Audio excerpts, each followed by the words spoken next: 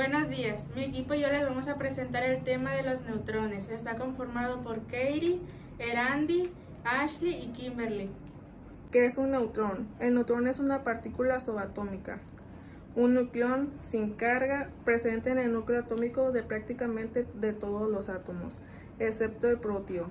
Aunque se dice que el neutrón no tiene carga, en realidad está compuesto por tres partículas elementales cargadas llamadas quarks, cuyas cargas sumadas son cero. Por tanto, el neutrón es un bario neutro compuesto por dos quarks de tipo abajo y un quark de tipo arriba. Fuera del núcleo atómico, los neutrones son inestables, teniendo una vida media de 14.7 minutos. 879.004 más 0,6 segundos, 4 de cada neutrón libre se descompone en un electrón, un antineutrino electrónico y un protón. Su masa es muy similar a la del protón, aunque ligeramente mayor. El neutrón es necesario para la estabilidad de los núcleos atómicos, a excepción del isótopo hidrógeno -1 que contiene solo un protón. En los núcleos con más de un protón, la fuerza de repulsión electrostática entre estos tiende a desintegrarlos.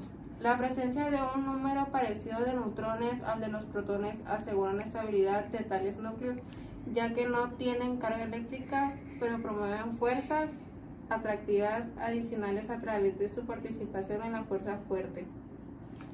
Por eso, la interacción nuclear fuerte es responsable de mantener estables los núcleos atómicos. Ejemplos: por ejemplo, el deuterio es un isótopo del hidrógeno que tiene un neutrón y un protón en el núcleo.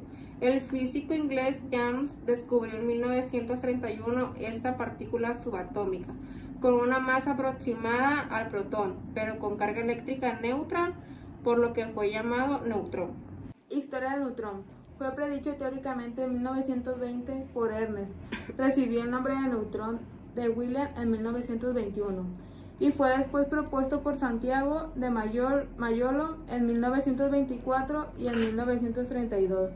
Fue descubierto y documentado por James. Localiza en el núcleo del átomo. Antes de ser descubierto, el neutrón se creía que un núcleo de número de masa A, es decir, de masa casi A veces la de protón, y carga Z veces la de protón.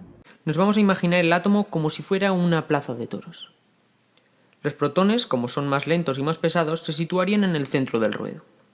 El problema que tienen estos protones es que, como tienen carga positiva y los elementos de igual carga se repelen, intentarían escaparse del ruedo. Por ello, necesitan ser custodiados por los neutrones, por lo que estos también deben estar en el centro. Así solo nos queda situar a los electrones. Aquí está la clave de todo. Estas partículas de menor masa y con carga eléctrica negativa tienden a estar observando a los protones en la fila de asientos más cercana posible, pues se sienten atraídos a ellos. El problema que tienen las filas de esta plaza es que tienen una ocupación límite. Es decir, en la primera fila, por ejemplo, solo hay sitio para 2 electrones. En la segunda ocurre lo mismo. En la tercera hay sitio para 6. Por este motivo, cada electrón va a acudir a la fila en la que haya el sitio libre que más cerca esté del ruedo. Si en este átomo que tenemos aquí hubiese 2 electrones, ambos se colocarían en la primera fila, ya que es la fila más cercana al ruedo.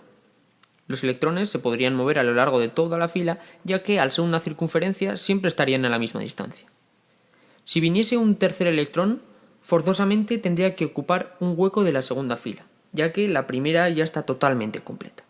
Estaba formada por A protones y AZ electrones, pero existen varias razones por las que el núcleo no puede contener electrones. Un electrón solamente podría encerrarse en un espacio de las dimensiones de un núcleo atómico, de 10 a 12 centímetros, si fuese atraído por el núcleo una fuerza electromagnética muy fuerte e intensa.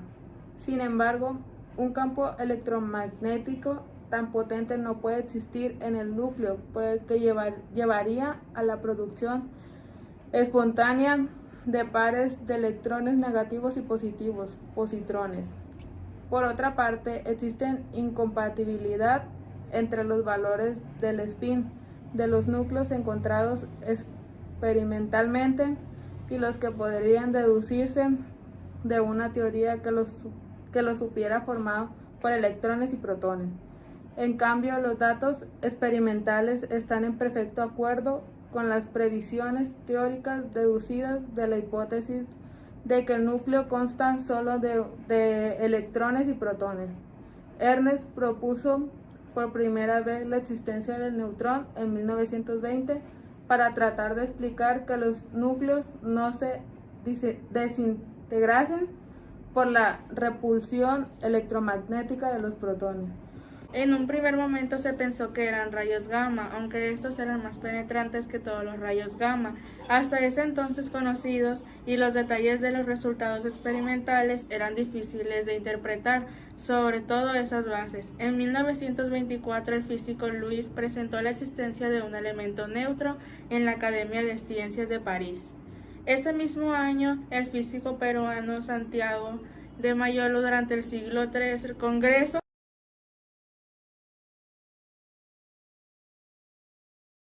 Científico Panamericano, presenta la ponencia hipótesis sobre la constitución de la materia, en la que predijo la existencia de un elemento neutro dentro del átomo. Cabe resaltar al respecto que en la actualidad en ninguna obra especializada sobre el neutrón se menciona la predicción de Antúnez de Mayolo, ni siquiera en la historia del neutrón de Donald. En 1930, Víctor y Dimitri en la URSS encontraron que, contrariamente a la opinión dominante de la época, el núcleo no puede consistir en protones y electrones. Se comprobó que algunas partículas neutras deben estar presentes además de los protones.